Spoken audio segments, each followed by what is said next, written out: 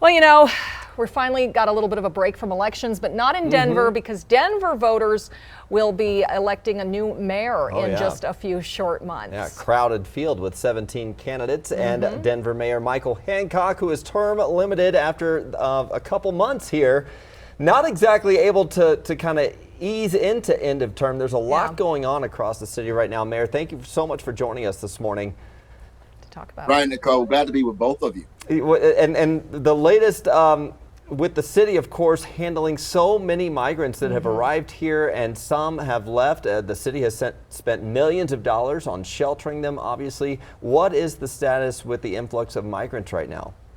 It is stabilized, Brian. We are seeing less number of migrants come to Denver that are leaving us on a daily basis, which has allowed us to decommission some of the shelter sites that we set up for them, and we hope to continue it. We do have a bit of a mitigating circumstance that may delay our decommissioning of the final rec center, Central Park Rec Center, and that, of course, being the weather that's moving into Denver. We want to make sure that folks still have an opportunity to be warmed and have a warm, safe place to be, because this is going to be a pretty serious cold wave coming into our city.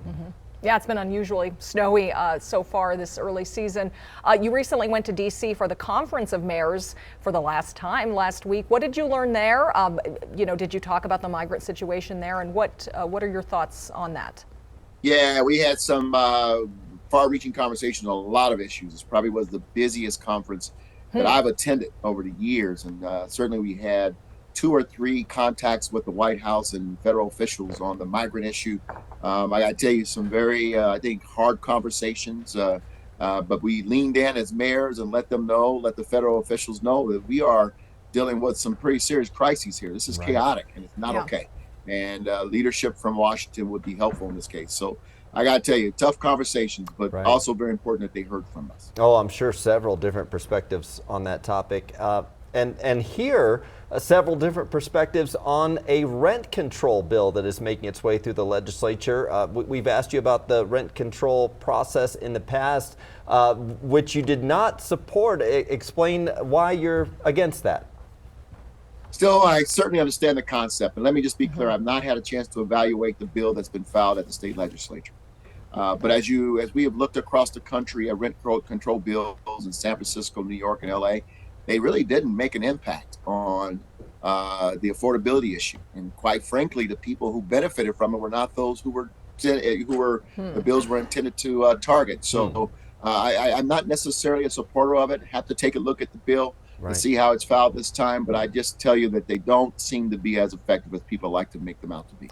What would be effective? Because that is an issue that the governor is talking about right now. You are dealing with affordability in this city. We know Park Hill rezoning is going to be in the hands of voters. There is some affordable housing in that process and what they want to do with the Park Hill golf course there.